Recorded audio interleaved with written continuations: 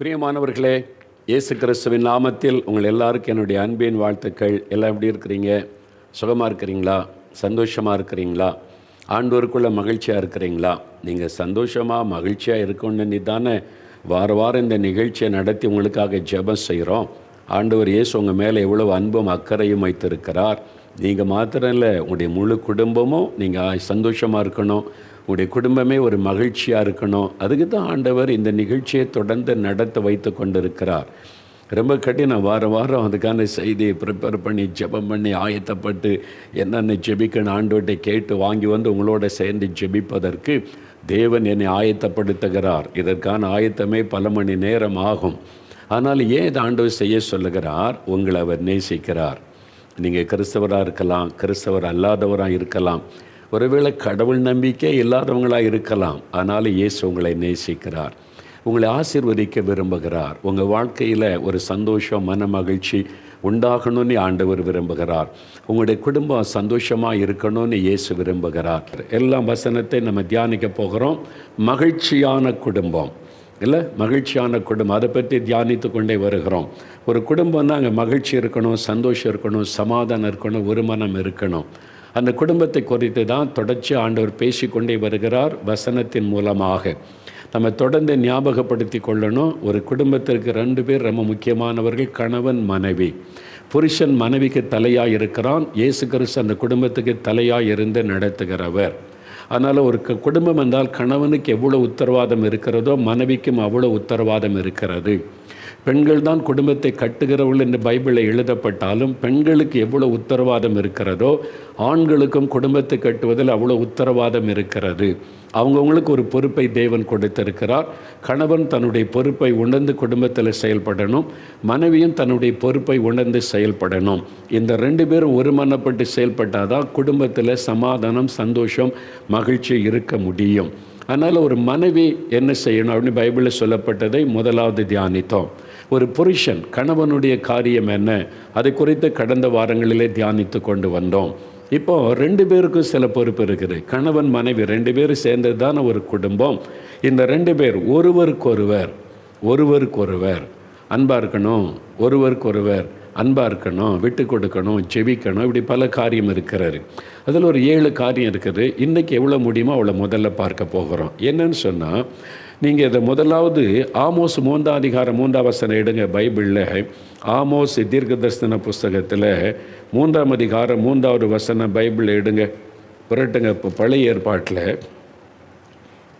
1065வது பக்கம் ஆமோஸ் 3ஆவது அதிகாரம் 3வது வசனம் பாருங்கள். அந்த வசனத்தில் என்ன சொல்லியிருக்கு நான் வாசிக்கிறேன் பாருங்கள்.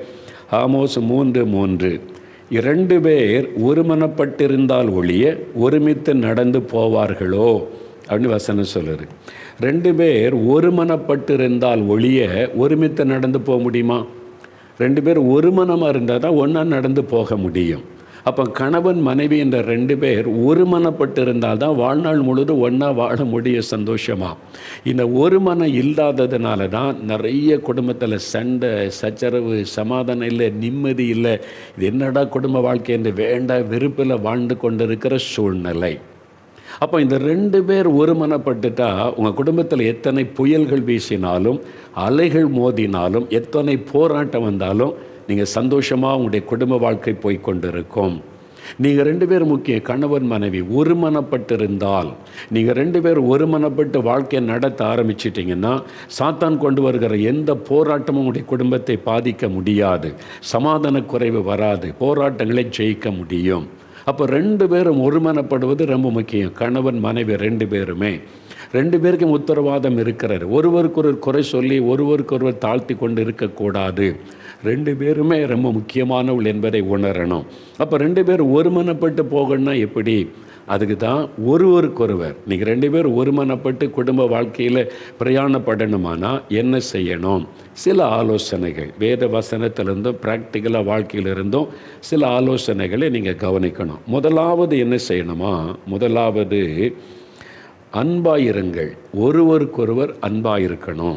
யோவான் 13ஆம் அதிகாரம் 34ஆம் வசனத்தில் இயேசு ஒரு காரியம் சீஷர்களுக்கு சொல்லுகிறார்.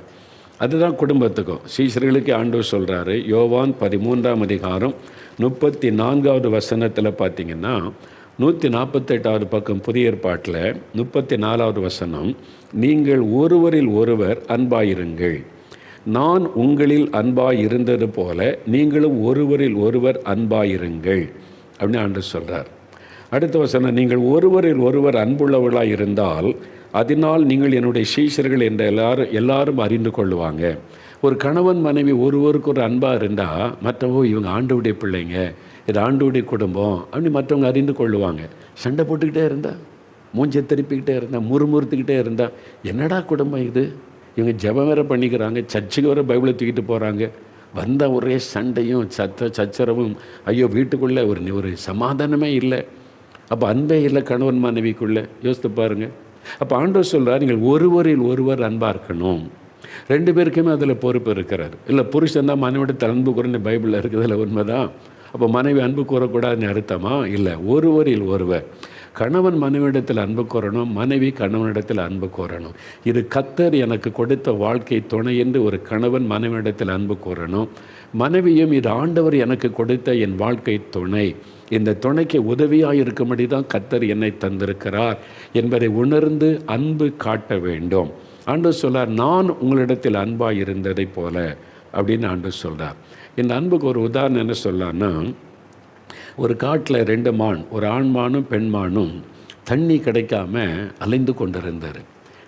தண்ணி தாகத்தோடு 2 பல இடங்களில் தேடுது, தண்ணீரே இல்லை குடிப்பதற்கு.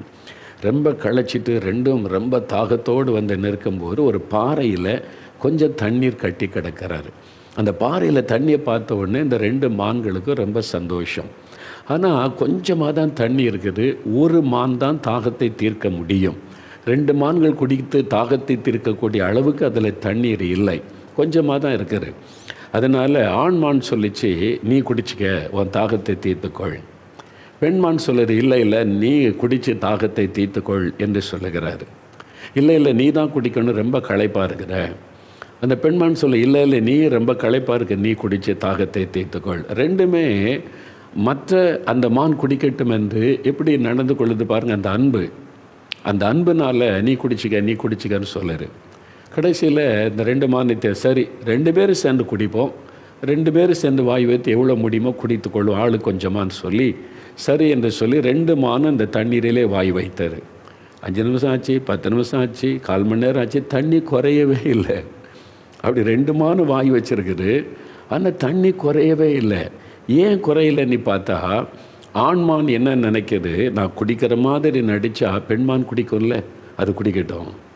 பெண்மான் என்ன நினைக்கிது, நானும் தண்ணி குடிக்கிற மாதிரி நடிக்கிறேன், ஆண்மான் குடிக்கட்டும். இதுதான் அன்பு. இந்த அன்பு ஒரு கணவன் மனைவிக்குள்ள உங்கள் வீட்டில் இருக்குதான்னு யோசித்து பாருங்கள். அந்த அன்பு அதனால் விட்டு கொடுக்குறாரு.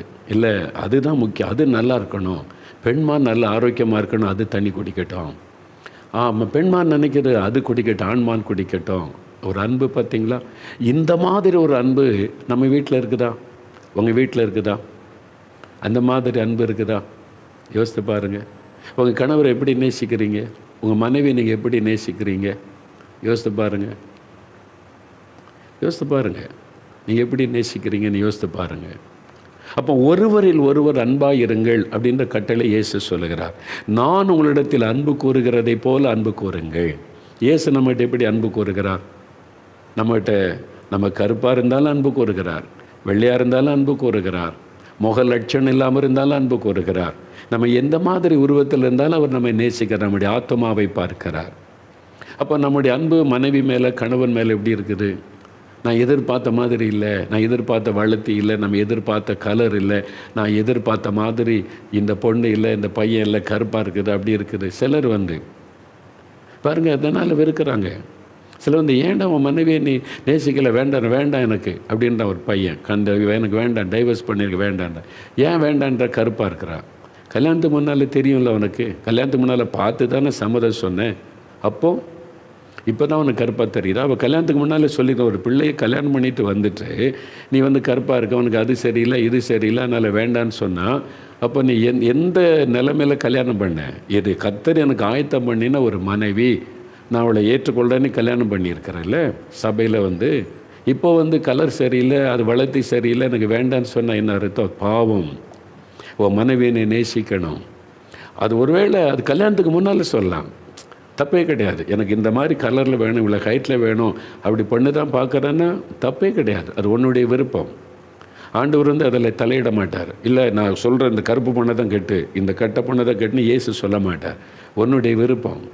அப்போ கல்யாணத்துக்கு முன்னால் நீ யோசித்துருக்கணும். இப்போ கல்யாணம் பண்ணி வீட்டில் கொண்டு வச்சுக்கிட்டு நல்லா இல்லை, அழகா இல்லை, வெறுக்கிறேன்னு சொன்னால் அது பாவம். எங்கள் அம்மா சொன்னால் தான் நேசிப்பேன்னா நீ எது கல்யாணம் பண்ண? உங்கள் அம்மா கூடயே நீ இருந்திருக்கணும். எங்கள் அம்மா முக்கியம் இல்லை, ஆண்டவர் தான் முக்கியம். அவர் தானே உனக்கு ஒரு ஏற்ற துணை கொடுத்திருக்கிறார். உனக்கு அந்த நன்றி இருக்கிறா. கர்த்தர் என் மேலே அன்பு கூர்ந்து எனக்கு ஒரு ஏற்ற துணையை தந்திருக்கிறாரு, ஒரு ஜெபிக்கிற மகளை தந்திருக்கிறாரு, ஒரு நல்ல இருதயம் உள்ள மனைவியை தந்திருக்கிறான்னு நீ நேசிக்கிறியா?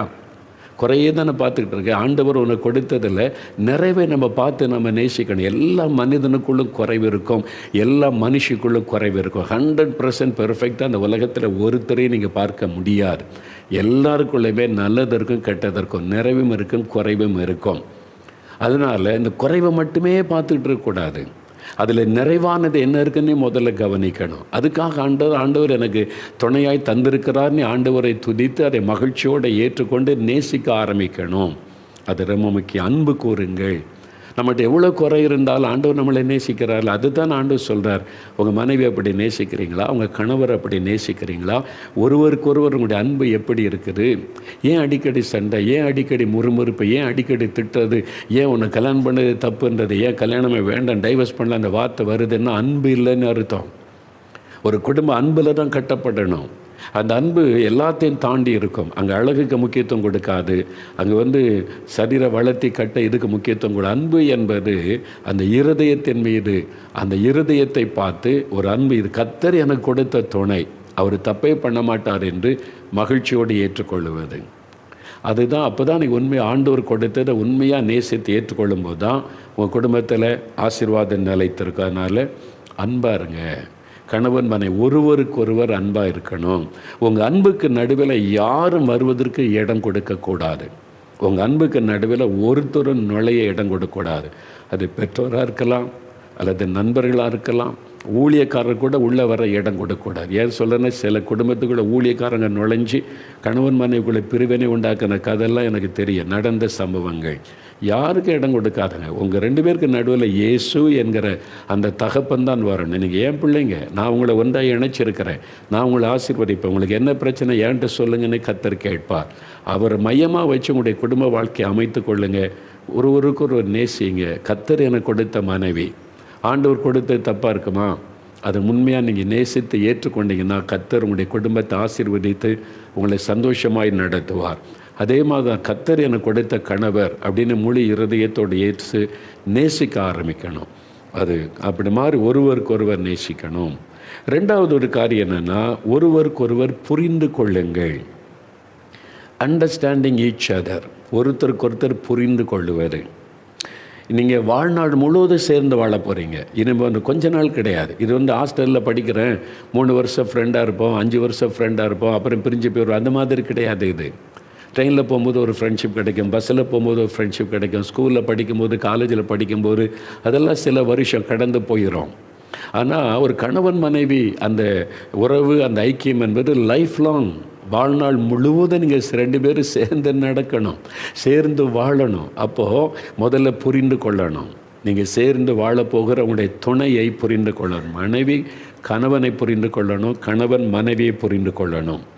இந்த புரிந்து கொள்ளுதல் ரொம்ப முக்கியம். அப்போ தான் நீங்கள் சேர்ந்து வாழ முடியும். ஒரு தாயார் சொன்னாங்க, ஐயா, என் கணவர், தன் கணவரை குறித்து சொல்லும்போது, என் கணவர் ரொம்ப முரட்டாட்டமான சுபாவம் உள்ளவர். அவர் யாருக்கிட்ட சிரித்து சந்தோஷமாக பேசவே மாட்டார். அவருடைய முகத்தில் சிரிப்பை பார்க்க முடியாது, சந்தோஷத்தை பார்க்க, எப்பவும் கோபமாக எரிச்சலாக தான் பேசுவார். முரட்டு சுபாவம் உள்ளவர். அதனால் பிள்ளைகள் கூட என் கணவர்கிட்ட போய் பேச பயப்படும். ஆனால் நான் 40 வருஷம் என் கணவரோடு வாழ்ந்திருக்கிறேன். எங்களுக்குள்ள உரசல் வந்ததில்லை, எங்களுக்குள்ள சண்டை வந்ததில்லை, பிரச்சனை வந்ததில்லை. அதான் அந்த தாயார் சொன்ன. ஆச்சரியமாக கேட்டேன், உங்கள் கணவர் இப்படிப்பட்ட சுபாவம் உள்ளோன்னு சொல்கிறீங்க, 40 வருஷம் எப்படி சண்டை இல்லாமல் வாழ்ந்தீங்க? அவங்க சொன்னாங்க, என் கணவரை நான் புரிந்து கொண்டேன். அவருடைய சுபாவம் அப்படி தான். அவர் வளர்ந்த வளர்ப்பு அவருடைய சூழ்நிலை அப்படி தான், அவருடைய சுபாவம் அப்படி. அதற்கு ஏற்றபடி நான் நடந்து கொண்டேன். என் கணவருடைய சுபாவத்தை அறிந்து அதற்கு ஏற்றபடி நான் நடந்து கொண்டதுனால எங்களுக்குள்ளே ஒரு நாள் சண்டை வந்ததே கிடையாது. 40 வருஷம் யோசித்து பாருங்களேன்.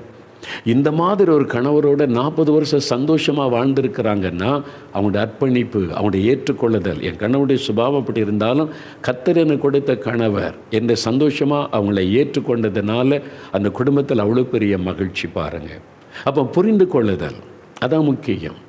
அதே மாதிரி ஒரு சமயம் ஒரு சகோதர இடத்துல ஒரு கேள்வி கேட்டாங்க. அவங்களுடைய மனைவியை பற்றி எல்லாருக்கும் தெரியுமா, வேலை செய்கிற இடத்துல அவங்க பற்றி கேட்டாங்க. அவருடைய மனைவியை பற்றி கேட்டவுடனே அவர் சொன்னார், உங்கள் மனைவி எப்போ பார்த்தாலும் எரிச்சலும் கோபமாக தானே இருக்கிறாங்க, எப்படி அவங்களோட குடும்பம் நடத்துகிறீங்க அப்படின்னு கேட்டாங்க. பக்கத்து வீட்டில் தெரிஞ்சவங்க கேட்டாங்க, உங்கள் மனைவி எப்போ பார்த்தாலும் எரிச்சல் கோபம் சண்டை இப்படி தானே இருக்கிறாங்க, எப்படியா இந்த மனைவியோட குடும்பம் நடத்துகிற அப்படின்னு கேட்டாங்க. அவர் சொன்னார், ஆரம்பத்தில் எனக்கு ரொம்ப கஷ்டமாக தான் இருந்துச்சு. என்னடா இந்த மாதிரிலாம் என் மனைவி இருக்கிறான், இந்த மாதிரி சண்டை போடுறது, எரிச்சல் கோபம் ஒரு தெய்வீக சுபாவமே இல்லாமல் இருக்கிறேன் அப்படி தான் நான் நினச்சேன். அதன் பிறகு என் மனைவி ஆரம்பத்தில் கஷ்டமாக இருந்துச்சு, அப்புறம் நான் புரிந்து கொண்டேன். அதனால் புரிந்து கொண்டு அட்ஜஸ்ட் பண்ணி நான் வாழ ஆரம்பிச்சிட்டேன். அதனால் வேறு எங்களுக்குள்ளே பெரிய சண்டை பிரிவினை அதெல்லாம் கிடையாது. சில பிரச்சனை வரும், வாழ்கிறோம். அதே சமயத்தில் என் மனைவிக்குள்ளே நிறைய நல்ல சுபாவம் இருக்கிறாரு. இது மட்டும்தான் அவங்களுக்கு தெரியும். சண்டை அது மாதிரி மூஞ்சை தூக்குறா, எரிச்சலாக இருக்கிறான்னு. ஆனால் அவளுக்குள்ளே நிறைய நல்ல குணங்கள் நல்ல சுபாவம் இருக்கிறது எனக்கு தெரியும். அதனால் நான் இந்த மாதிரி ஒரு மனைவி, அவளுடைய சுபாவம் இப்படி, அதுக்காக நான் அவளை வெறுக்க முடியாது. கர்த்தர் எனக்கு கொடுத்த துணை. அவளுக்குள்ளே இன்னொரு பகுதி இருக்கிறது, நல்ல சுபாவம் நல்ல குணங்களும் நிறையா இருக்குது. அதுக்காக ஆண்டவரை ஸ்தோத்திரம் பண்ணி அவளோட நான் சந்தோஷமாக வாழுகிறேன். அதனால் எங்களுக்குள்ள வேறு பிரச்சனை கிடையாது. இதான் பாருங்கள் புரிந்து கொள்ளுதல். நீங்கள் ஒரு கணவனை மனைவி ஒருத்தருக்கு ஒருத்தர் புரிந்து கொண்டாதான் உங்கள் குடும்பத்தில் மகிழ்ச்சி சமாதானம் இருக்கும். சிலர் புரிந்து கொள்ள முயற்சி பிறகு கிடையாது. நான் சொல்கிறது அப்படி தான், நான் அப்படி தான் பல்ல கடிச்சிக்கிட்டு பேசுகிறது. மனைவி சரி கணவனும் சரி அப்படி தான். ஒரு சூழ்நிலை புரிந்து கொண்டு விட்டு கொடுத்து வாழுன்ற எண்ணமே நிறைய பேருக்கு இல்லை. நான் பிடிச்சதில் நான் நிற்பேன், அவ்வளோதான். அதெல்லாம் குடும்ப வாழ்க்கை. ஏன் உங்கள் ஆஃபீஸில் உள்ள எல்லோரும் நீங்கள் உங்கள் சுபாவத்தில் இருக்காங்களா? மேலதிகாரி உங்கள் சுபாவத்தில் இருக்கார், அதனால் வேலை பார்க்குறீங்க. அதனால் நீங்கள் டீச்சராக இருந்த பிள்ளைகள் எல்லாம் ஒரே மாதிரி இருக்காங்க. எதிர்த்து பேசுகிற பிள்ளை இருக்குது, கிண்டல் பண்ணுற பிள்ளை இருக்குது. அட்ஜஸ்ட் பண்ணிவிட்டு வேலை செய்ய பழகிட்டீங்கல்ல. அதே மாதிரி அப்போ நீங்கள் அவங்க தெருவில் சில சண்டை போடுறவங்க திட்டுறவங்க எல்லாம் இருப்பாங்க. சரி, அவங்க அப்படி தான் இருந்துட்டு போட்டோம், நம்ம பாட்டில் இருப்போன்னே வாழ பழகிட்டோம்ல. அண்டர்ஸ்டாண்ட், உங்களுடைய சூழ்நிலையை புரிந்து கொள்கிறீங்க. அதே மாதிரி கணவன் மனைவி ஒருத்தருக்கு ஒருத்தர் புரிந்து கொண்டு நீங்கள் வாழ அர்ப்பணிச்சிங்கன்னா உங்களுடைய குடும்ப வாழ்க்கை இனிமையாக இருக்கும். சின்ன சின்ன காரியத்தை பெருசுப்படுத்தாதுங்க. உங்கள் மனைவிக்குள்ளே வெறும் இந்த மாதிரி சுபாவமாக இத்தனை நல்ல குணம் இருக்குது. உங்கள் கணவர் குடிகார திட்டிக்கிட்டே இருக்க, அதே குடிகாரனாக இருக்கிற கணவருக்குள்ளே எத்தனை நல்ல சுபாவம் இருக்குது, அதை பாருங்கள். அப்போ எந்த ஒரு மனிதனும் 100க்கு 100 கெட்டவனும் அல்ல, எந்த ஒரு மனுஷனும் 100க்கு 100 நல்லவனும் அல்ல. ரெண்டுமே இருக்கும். அதில் நலமானதை பார்த்து ஒரு குடும்பத்தை கட்டுவதில் புரிந்து கொண்டு நீங்கள் அண்டர்ஸ்டாண்ட் பண்ணி நடக்க ஆரம்பிச்சிட்டிங்கன்னா நீங்கள் 2 பேரும் ஒரு மனதோடு நடந்து போக முடியும். நான் என் மனைவியை புரிந்து கொண்டேன், என் மனைவி என்னை புரிந்து கொண்டதுனால தான் இத்தனை வருஷம் நாங்கள் சேர்ந்து பிரயாணப்பட்டு கொண்டு இருக்கிறோம். அதனால் இந்த புரிந்து கொள்ளுதல் ரொம்ப அவசியம். இதனுடைய தொடர்ச்சியாக நம்ம அடுத்த வாரத்தில் நம்ம இதை தியானிக்க போகிறோம். இப்போ எல்லோரும் வலதுகரம் உயர்த்துங்க. ஆண்டவரே, என்னுடைய குடும்பத்தில் நானும் என் மனைவியும் ஒரு மனமாக நாங்கள் வாழணும். அதுக்கு தடையாக இருக்கிற எல்லாம் எங்களை விட்டு விலகட்டும். ஆண்டவரே, நாங்கள் ஒருமனப்பட்டிருந்தால் தான் சேர்ந்து வாழ முடியும்னு வேதம் சொல்லுது. அதனால் 2 பேர் ஒருமனப்பட்டிருக்கணும். எங்களுடைய ஒரு மனதை பாதிக்கிற எல்லாம் விலகட்டும். ஒரு மனதை கெடுக்கிற ஆவி ஒரு நிமிஷம் கை வைத்து ஜெபிங்க. தகப்பனே, எந்தெந்த குடும்பத்துக்குள்ளே ஒரு மனதை கெடுக்கிற ஆவி கிரியை செய்கிறதோ அந்த ஆவிகளை கடிந்து கொள்ளுகிறேன். ஒரு மனதை கெடுக்கிற பொல்லாத மனிதர்கள் அவருடைய வாழ்க்கைக்குள்ளே நுழையாதபடி காத்துக்கொள்ளும். கணவன் மனைவிக்குள்ளே ஒரு மனம் உண்டாகட்டும். 2 பேர் ஒருமனப்பட்டிருந்தால் ஒழிய சேர்ந்து நடக்க முடியாத என்ற வார்த்தையின்படி ஒரு மனமாய் வாழ இன்று முதல் இந்த வீட்டுக்குள்ளே ஒரு ஆவிக்குரிய மாற்றம் வரட்டும். ஒருவருக்கொருவர் புரிந்து கொண்டு வாழ்கிற அனுபவத்தை இந்த கணவன் மனைவிக்கு தாரும். இன்றைக்கோடு அந்த சண்டைகள் சச்சரவுகள் முறுமுறுப்புகள் ஒரு மனமற்ற தன்மைகள் மாறட்டும். இயேசு கிறிஸ்துவின் நாமத்தில் குடும்பங்களை ஆசீர்வதிக்கிறோம். ஆமேன், ஆமேன்.